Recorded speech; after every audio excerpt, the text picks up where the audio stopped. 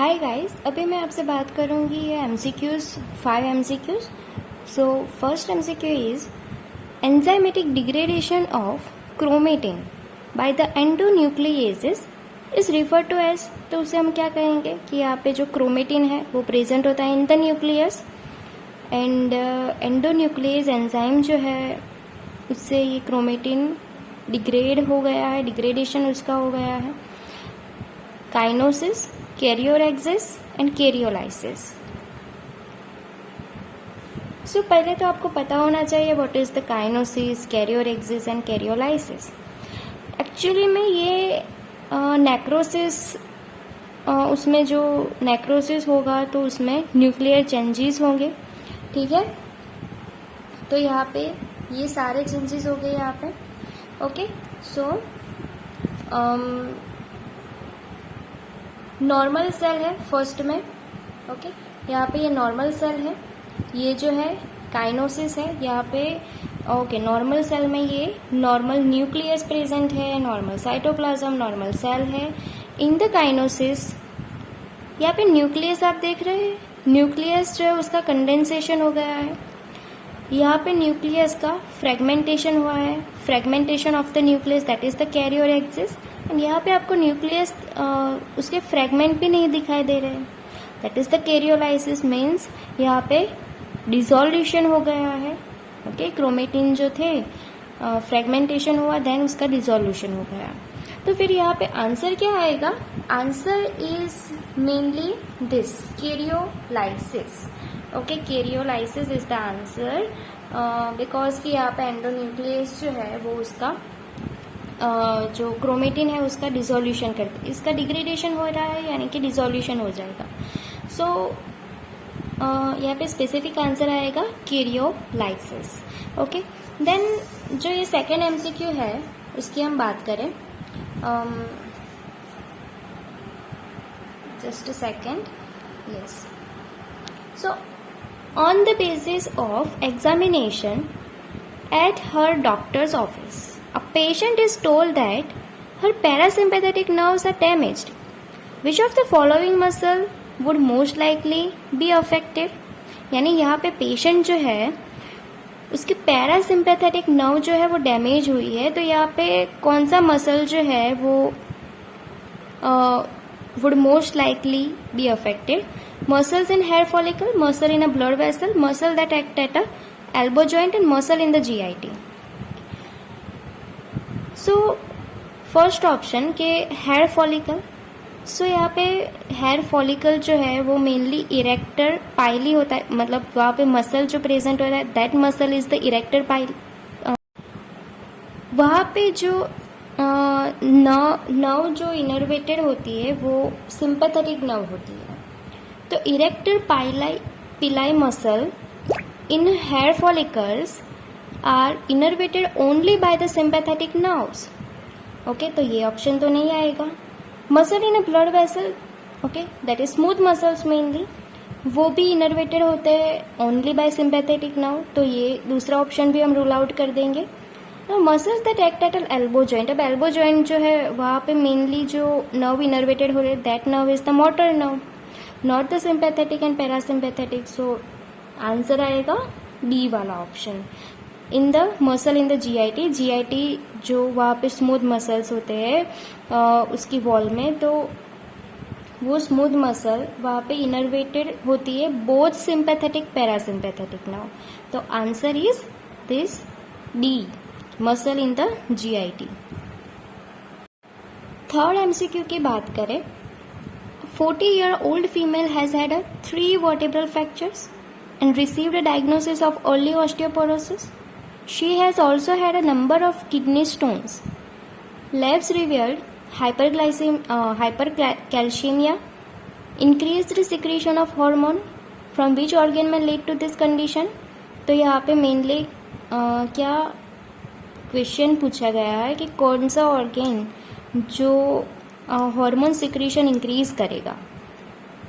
Okay, तो answer नहीं but option is A is a thyroid, B is adrenal, hypothalamus, pancreas and parathyroid. कौन सी gland में से ज़्यादा जो है वो हार्मोन सिक्रीट होंगे। ओके, सो यहाँ पे क्या हो रहा है, हाइपर कैल्शियमिया है, किडनी स्टोन हो रहा है, ऑस्टियोपोरोसिस है एंड वर्टेब्रल फ्रैक्चर। ठीक है, vertebral fracture, osteoporosis, then kidney stone and hypercalcaemia. So calcium level is increases. Okay, and bone जो है वो कैसे वीक हो रहा है, बिकॉज कि वहाँ से कैल्शियम वो रिलीज होके इन द ब्लड में जा रहा है। सो हाइपर कैल्शियमिया होगा, हाइपर कैल्शियमिया होगा तो फिर किडनी स्टोन्स भी ज़्यादा होगा। ओके, तो यहाँ पे कौन सा ऑर्गन जो है वो हाइपर कैल्शियमिया करेगा, that is the parathyroid. Answer is a parathyroid. Parathyroid जो है वो पैराथायरॉयड हार्मोन जो है वो सिक्रीट करेंगे। ठीक है, एंड ये जो पैराथायरॉयड हार्मोन है वो इंक्रीज करेंगे calcium absorption from the diet and release of calcium from the bone also. So weakening of the bone होगा। ठीक है, तो पैराथायरॉयड हार्मोन की वो एक्शन ही होती है ऐसे। ठीक है, पैराथायरॉयड हार्मोन। सो पेशेंट को यहाँ पे क्या हुआ होगा, हाइपर पैराथायरॉयडिज्म।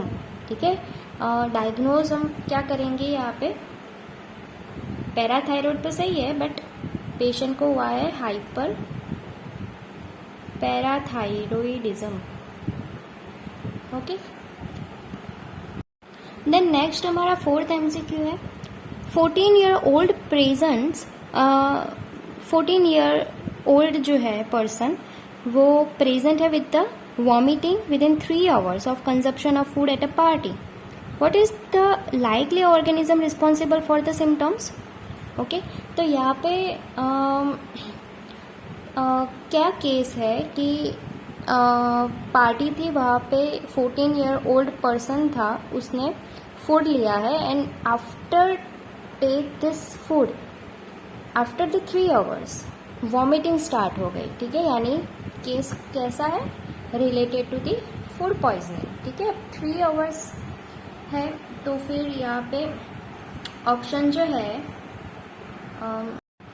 ये 4 ऑप्शन है, Staphylococcus aureus, Salmonella, Clostridium botulinum and Clostridium perfringens. ठीक है, यहाँ पे आफ्टर 3 hours क्या हो रही है, वॉमिटिंग।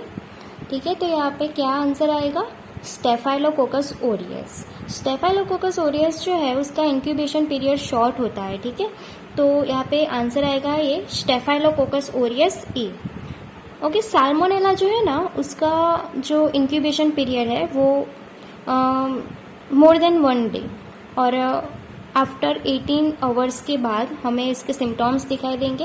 एंड क्लोस्ट्रिडियम बोट्यूलिनम जो है उसका भी मोर देन 1 day का उसका इंक्यूबेशन पीरियड होता है। ठीक है, मैं यहाँ पे लिख ही देती हूँ, ये 3 hour का, देन ये जो है उसका मोर देन 1 day, इसका भी मोर देन 1 day, ये जो है ना उसका 18 hours, आफ्टर 18 hours के बाद। यानी यहाँ पे क्या बता रहा था हमें, इसका स्पेसिफिक में बताओ तो 1 to 6 hour इंक्यूबेशन टाइम होता है। तो यहाँ पे आंसर ए आएगा। ठीक है, Staphylococcus aureus. Then last MCQ कि in a tympanic membrane perforation graft is taken from tympanic muscle temporalis muscle fascia.